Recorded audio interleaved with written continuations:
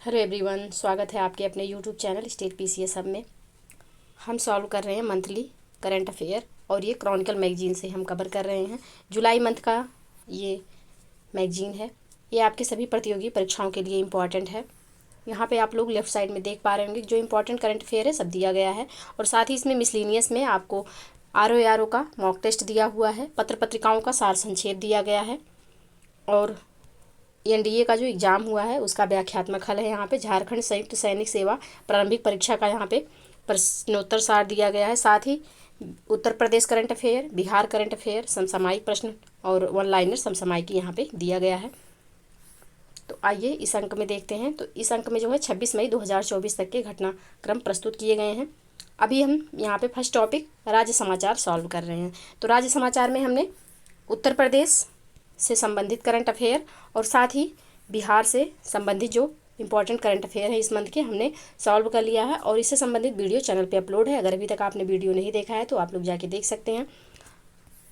आज हम जो है अन्य राज्यों के जो महत्वपूर्ण करंट अफेयर हैं उनको सॉल्व करेंगे। आप लोगों से रिक्वेस्ट है कि प्लीज़ आप लोग वीडियो में अंत तक बने रहिएगा और वीडियो को लाइक और शेयर करना ना भूलिएगा। चैनल को प्लीज़ सब्सक्राइब कर लीजिए ताकि कोई भी वीडियो चैनल पे अपलोड हो तो सबसे पहले नोटिफिकेशन आपको मिले। तो चलिए स्टार्ट करते हैं आज का अपना ये करंट अफेयर क्लास। अब देखिए यहाँ पे मध्य प्रदेश से संबंधित करंट अफेयर दिया हुआ है। तो यहाँ पे है जैव विविधता अधिनियम को लागू करने हेतु समिति गठित करने का आदेश। 16 मई 2024 को मध्य प्रदेश उच्च न्यायालय ने राज्य सरकार की जैव विविधता अधिनियम 2002 को लागू करने के लिए एक समिति गठित करने का आदेश दिया है। समिति गठित करने के लिए उच्च न्यायालय के मुख्य न्यायाधीश रवि मलिमथ एवं न्यायमूर्ति विशाल मिश्रा की पीठ ने 30 जून 2024 की समय सीमा निर्धारित की है। 12 मई 2023 को धार जिले में बाब पेड़ों की अवैध कटाई, परिवहन एवं बिक्री के विरुद्ध आदिवासियों के विरोध प्रदर्शन पर मीडिया रिपोर्ट पर उच्च न्यायालय द्वारा स्वतः संज्ञान यानी कि सुओ मोटो लेने के पश्चात मामले की सुनवाई एक जनहित याचिका के रूप में शुरू की गई। बाओबाब पेड़ों को जैव विविधता अधिनियम के अंतर्गत रखकर उनके स्थानांतरण पर प्रतिबंध लगाया गया है, जिसका अर्थ है कि इन्हें व्यावसायिक रूप से उपयोग करने की अनुमति राज्य जैव विविधता बोर्ड से लेनी होगी। यानी कि राज्य जैव विविधता बोर्ड से अनुमति लेकर ही इनको काटा जा सकता है। नेक्स्ट है कि जैव विविधता अधिनियम 2002 का उद्देश्य जैविक संसाधनों का संरक्षण करना, इससे सतत उपयोग का प्रबंधन करना और स्थानीय समुदायों के साथ जैविक संसाधनों के उपयोग और ज्ञान से उत्पन्न होने वाले निष्पक्ष और न्याय संगत लाभों को साझा करना है। नेक्स्ट जो यहाँ पे टॉपिक है वह है भोपाल में पहला सिटी म्यूजियम। हाल ही में केंद्र सरकार ने भोपाल में पहले शहरी संग्रहालय की स्थापना को मंजूरी दी। पहला है इसलिए इंपॉर्टेंट हो जाएगा। मध्य प्रदेश पर्यटन बोर्ड भोपाल सिटी म्यूजियम की स्थापना मोती महल के बाएं भाग में कर रहा है। इस म्यूजियम में पर्यटक 6 जून 2024 से आदिवासी समुदायों के विविध सांस्कृतिक पहलुओं का अनुभव कर सकते हैं। 11 दीर्घाओं वाला प्रस्तावित संग्रहालय भोपाल और मध्य प्रदेश के समृद्ध इतिहास पर ध्यान केंद्रित करेगा। इसमें प्रागैतिहासिक शैल चित्रों, पत्थर के औजारों, पुरातात्विक खोजों, राजाओं एवं रानियों की पोशाक, प्राचीन मूर्तियों, मंदिर के अवशेष आदि उत्कृष्ट कलाओं का संग्रह प्रदर्शित किया जाएगा। साथ ही जनजातीय समुदाय की जीवन शैली समझने तथा देखने के लिए संग्रहालय में प्रदेश की 7 प्रमुख जनजातियों यानी कि मध्य प्रदेश की जो 7 प्रमुख जनजातियां हैं वो यहाँ पे गोंड, भील, बैगा, कोरकू, भारिया, सहरिया और कोल के 7 घर मौजूद होंगे। मध्य प्रदेश संस्कृति एवं पर्यटन मंत्रालय मोती महल के दाहिने हिस्से में परमार शासक राजा भोज के सम्मान में एक संग्रहालय भी स्थापित करेगा। नेक्स्ट जो राज्य है यह है राजस्थान। राजस्थान से संबंधित जो करंट अफेयर है वह है कि बाल विवाह रोक हेतु राजस्थान हाईकोर्ट का निर्देश। तो 1 मई 2024 को राजस्थान उच्च न्यायालय ने राज्य सरकार को यह सुनिश्चित करने का निर्देश दिया है कि राज्य में कोई बाल विवाह ना हो और कहा कि यदि ऐसा होता है तो ग्राम प्रधान और पंचायत सदस्यों को जिम्मेदार ठहराया जाएगा। अदालत ने यह आदेश संविधान के अनुच्छेद 226 के तहत राजस्थान में बाल विवाह के खतरे को प्रभावी तरीके से तुरंत रोकने हेतु जयपुर निवासी सुशीला गोथला की जनहित याचिका पर सुनवाई के दौरान दिया है। अदालत का आदेश 10 मई को होने वाले अक्षय तृतीया त्यौहार से पहले आया। उल्लेखनीय है कि राजस्थान में अक्षय तृतीया पर कई बाल विवाह होते हैं। न्यायालय ने कहा है कि बाल विवाह प्रतिषेध अधिनियम 2006 लागू होने के बावजूद राज्य में अभी भी बाल विवाह हो रहे हैं। राजस्थान पंचायती राज नियम 1996 के अनुसार बाल विवाह को प्रतिबंधित करने का कर्तव्य सरपंच पर है। आदेश में कहा गया है कि सरपंच और पंच को जागरूक किया जाना चाहिए और सूचित किया जाना चाहिए कि यदि वे लापरवाही से बाल विवाह को रोकने में विफल रहते हैं तो उन्हें बाल विवाह प्रतिषेध अधिनियम 2006 की धारा 11 के तहत जिम्मेदार ठहराया जाएगा। अब यहाँ पे बाल विवाह प्रतिषेध अधिनियम 2006 के बारे में दिया हुआ है। तो यह भारत सरकार का अधिनियम है जिसमें समाज में बाल विवाह को रोकने हेतु लागू किया गया है। इस अधिनियम के अंतर्गत 21 वर्ष से कम आयु के पुरुष या 18 वर्ष से कम आयु की महिला के विवाह को बाल विवाह की श्रेणी में रखा जाता है। याद रखिएगा, इसको इम्पॉर्टेंट है। इस अधिनियम के अंतर्गत यानी कि बाल विवाह निषेध अधिनियम 2006 के अंतर्गत 21 वर्ष से कम आयु के पुरुष या 18 वर्ष से कम आयु की महिला के विवाह को बाल विवाह का दर्जा दिया गया है। इस अधिनियम के अंतर्गत बाल विवाह को दंडनीय अपराध माना गया है। इस अधिनियम की धारा 11 में बाल विवाह को बढ़ावा देने या अनुमति देने के लिए सजा का प्रावधान भी किया गया है। अब नेक्स्ट जो करंट है यह है कि श्रीगंगानगर जिले, राजस्थान के श्रीगंगानगर जिले में डिजिटल जल वितरण प्रणाली। तो हाल ही में राजस्थान के श्रीगंगानगर जिले में कृषि क्षेत्रों के लिए एक डिजिटल जल वितरण प्रणाली शुरू की गई है। राष्ट्रीय सूचना विज्ञान केंद्र जयपुर द्वारा विकसित नई प्रणाली यानी कि जो ये डिजिटल जल वितरण प्रणाली, इसका जो आविष्कार है यह राष्ट्रीय सूचना विज्ञान केंद्र जयपुर के द्वारा विकसित किया गया है। किसानों को उनके खेतों तक पहुंचने वाले पानी की स्थिति जानने में सक्षम बनाएगी तथा मैनुअल प्रणाली में अक्सर रिपोर्ट की जाने वाली मानवीय त्रुटि की गुंजाइश को कम करेगी। इस प्रणाली के माध्यम से बाराबंदी की प्रक्रिया ऑनलाइन होने से नहरों से खेतों को सिंचाई की जानकारी कहीं से भी प्राप्त की जा सकेगी। बाराबंदी नहर से पानी प्राप्त करने की निश्चित बारी प्रणाली है। एक डिजिटल और ऑनलाइन बाराबंदी प्रणाली पूर्व निर्धारित समय पर सिंचाई के पानी की आपूर्ति की सुविधा प्रदान करेगी। अब नेक्स्ट जो राज्य है यह है उत्तराखंड। उत्तराखंड से जो इम्पोर्टेंट करंट अफेयर है यह है कि भारत का पहला खगोल पर्यटन अभियान नक्षत्र सभा जो है यह उत्तराखंड में किया जा रहा है। तो हाल ही में उत्तराखंड पर्यटन विकास बोर्ड ने लोगों को व्यापक खगोल पर्यटन अनुभव प्रदान करने के लिए एक नई पहल नक्षत्र सभा शुरू करने हेतु एक प्रमुख खगोल पर्यटन कंपनी स्टार स्केप्स के साथ साझेदारी की है। नक्षत्र सभा 1 जून से 3 जून 2024 के मध्य जॉर्ज एवरेस्ट मसूरी उत्तराखंड में आयोजित की जाएगी। जॉर्ज एवरेस्ट जो है स्थान का नाम है जो कि मसूरी में स्थित है। इस आयोजन में उत्तराखंड के विभिन्न स्थानों पर एस्ट्रो टूरिज्म कार्यक्रम की एक श्रृंखला शामिल होगी। इस पहल का उद्देश्य खगोल विज्ञान के प्रति उत्साही लोगों और यात्रियों को ब्रह्मांड के चमत्कारों को देखने के लिए एक साथ लाना है।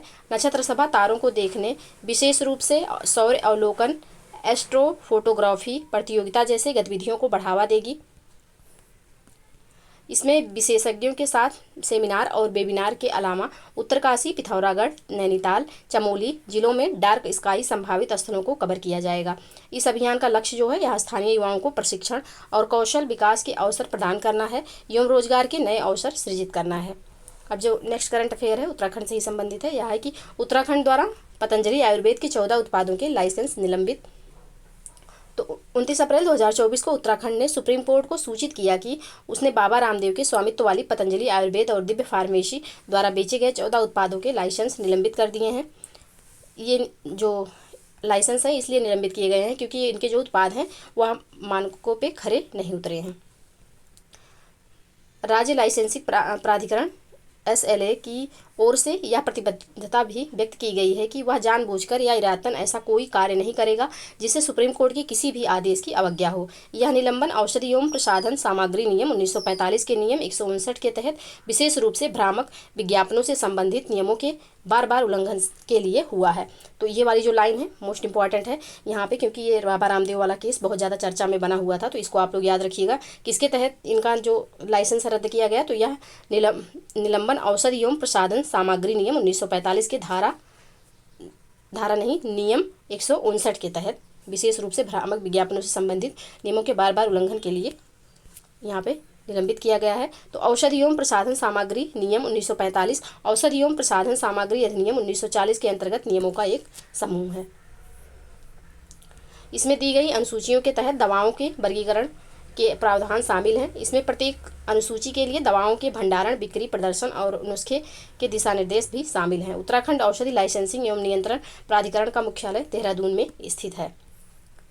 नेक्स्ट उत्तराखंड से ही संबंधित है कि पिरूल लाओ पैसे पाओ मिशन।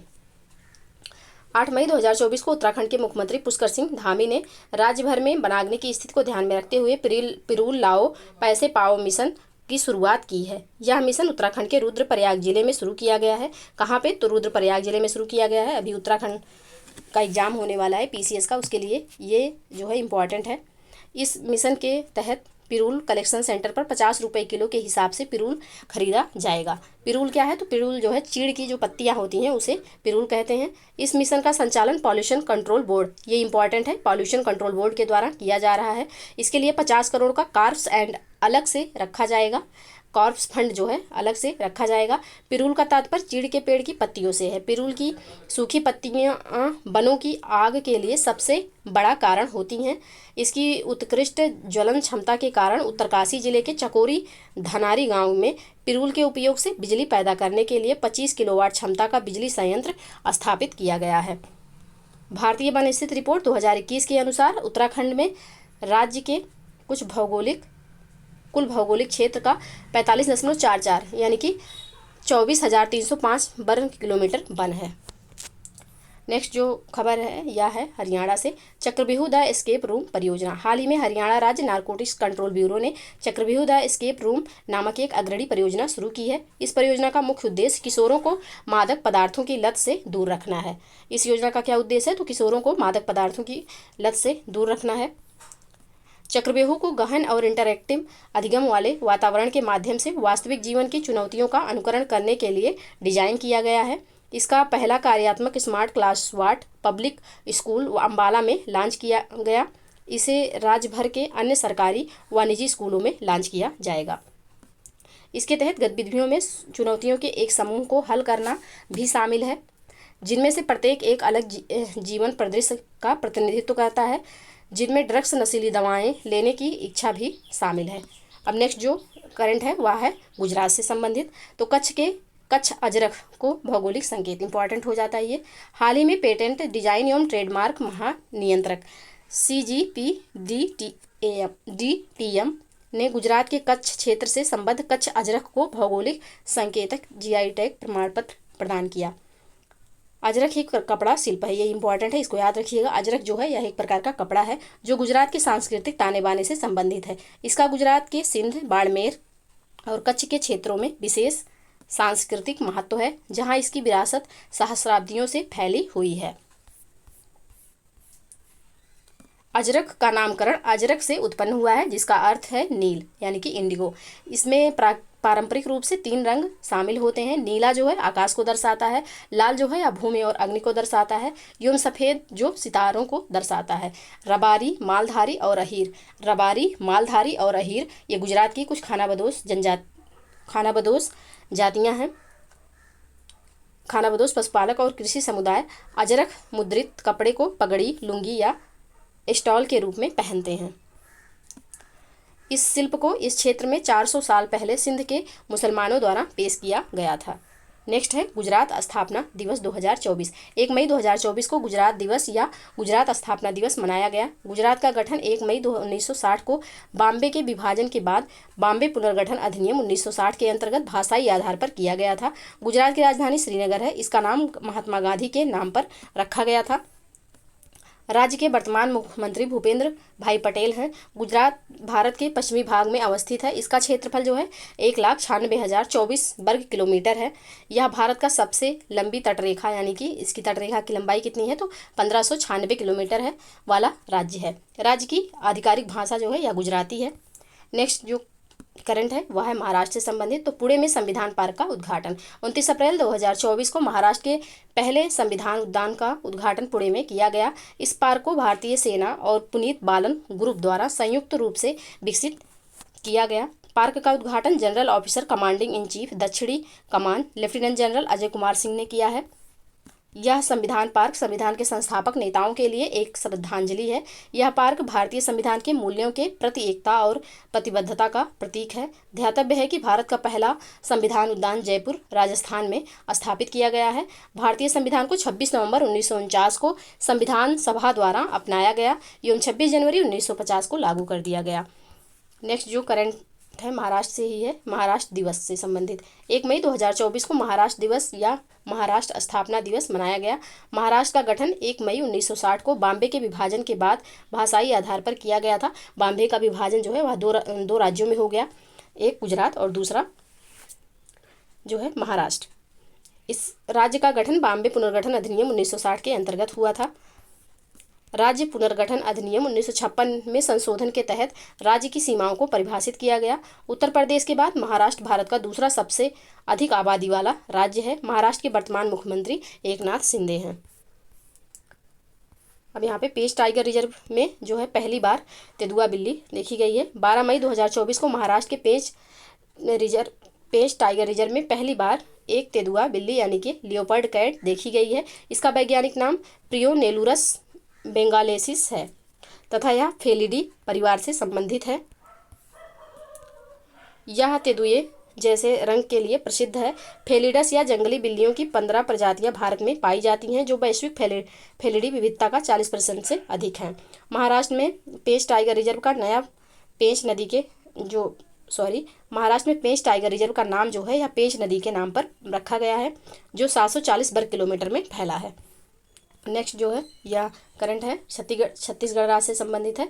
छत्तीसगढ़ में पहली फ्लोटिंग सौर परियोजना भिलाई स्टील प्लांट द्वारा हाल ही में की गई घोषणा के अनुसार उसके द्वारा अपने कार्बन पदचिह्नों में सुधार के लिए मरोदा फर्स्ट जलाशय में छत्तीसगढ़ की पहली 15 मेगावाट फ्लोटिंग सौर परियोजना की स्थापना की जाएगी।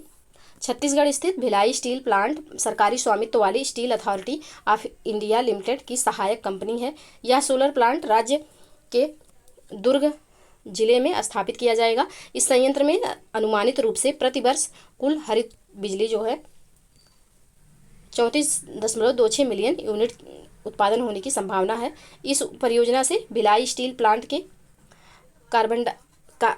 कार्बन डाइऑक्साइड उत्सर्जन में सालाना 28,330 टन की कमी की उम्मीद है। यह परियोजना NTPC SAIL power supply company limited के माध्यम से कार्यान्वित की जा रही है। एनएसपीसीएल यानी कि SAIL power supply company limited national thermal power corporation यानी कि एनटीपीसी और सेल की 50:50 संयुक्त उद्यम कंपनी है यानी कि 50-50 की साझेदारी है। मरोदा जलाशय 2.1 वर्ग किलोमीटर में फैला हुआ है एवं इसकी जल भंडारण क्षमता जो है यह 19 घन मीटर है। तो ये रहे राज्यों से संबंधित करंट अफेयर। अब इसके आगे जो हम कल पढ़ेंगे यह पूर्वोत्तर राज्य से संबंधित करंट अफेयर है, इनसे पढ़ेंगे। आज के लिए बस इतना ही, मिलते हैं नेक्स्ट वीडियो में। तब तक के लिए आप लोग पढ़ते रहिए, स्वस्थ रहिए। जय हिंद, जय भारत।